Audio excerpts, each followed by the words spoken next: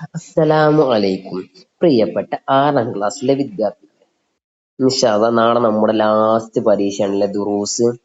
ഈ ദുറൂസിന്റെ വിഷയം പരീക്ഷ നടക്കുന്ന സമയത്ത് അതിന്റെ കൂടെ ഉപപാഠ പുസ്തകം കൂടെ എക്സാം ഉണ്ടാവോ ഇല്ലേ എന്നുള്ള ഒരാശങ്ക എല്ലാ വിദ്യാർത്ഥികൾക്കും ഉണ്ട്. നമ്മൾ മനസ്സിലാക്കേണ്ടത്, നാളെ ദുറൂസിലെ ആദ്യത്തെ 5 പാഠങ്ങളായിരിക്കും പരീക്ഷയ്ക്ക് ഉണ്ടായിരിക്കുക. അപ്പൊ 5 പാഠം നല്ല രൂപത്തിൽ പഠിക്കുക. നമ്മളെ ചാനലിൽ തന്നെ ഉണ്ട് ഓരോ പാഠങ്ങളും, അതുപോലെ തന്നെ മോഡൽ ക്വസ്റ്റ്യൻസ് ഒക്കെ ചാനലിലുണ്ട്. അത് നോക്കി പഠിക്കുക. പിന്നെ നമ്മൾ ശ്രദ്ധിക്കേണ്ട കാര്യം, ഉപപാഠ പുസ്തകം പരീക്ഷയ്ക്ക് ഉണ്ടാവോ?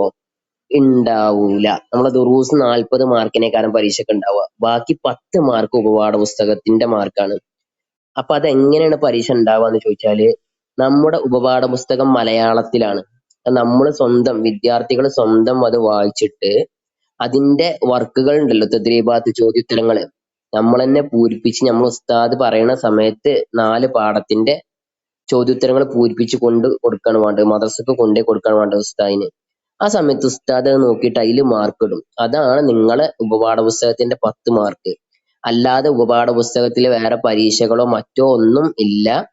ഉപപാഠ പുസ്തകം പരീക്ഷ എന്ന് പറഞ്ഞാല് നമ്മൾ അതിലെ വർക്ക് ബുക്ക്, അതിൽ വരുന്ന വർക്കുകൾ നമ്മൾ ചെയ്യുക എന്നുള്ളതാണ്. ആ ചെയ്ത വർക്കിന് ഉസ്താദുമാര് മാർക്ക് തരും. ആ മാർക്കാണ് ടോട്ടൽ 10ലേക്ക് ചുരുക്കി എഴുതും. അങ്ങനെ 40 മാർക്ക് ദുറൂസിനും 10 മാർക്ക് ഉപപാഠ പുസ്തകത്തിനുമായിട്ടാണ്. ഈ 10 മാർക്കാണ് ഉപപാഠ പുസ്തകത്തിന്റെ 10 മാർക്കായിട്ട് കണക്കാക്കുക. അങ്ങനെയാണ് ദുറൂസ് 50 മാർക്കിന്. ആ രൂപത്തിലാണ് ദുറൂസ് 50 മാർക്കിന് പരീക്ഷ ഉണ്ടാവുക. അപ്പൊ 40 മാർക്കിന് ദുറൂസിൽ 5 പാഠങ്ങളിൽ നിന്നുള്ള ചോദ്യവും 10 മാർക്ക് എന്ന് പറഞ്ഞാൽ പരീക്ഷ നടത്തിയിട്ടല്ല നമുക്ക് കിട്ടുക ഉപപാഠ പുസ്തകത്തിന്റെ 10 മാർക്ക്.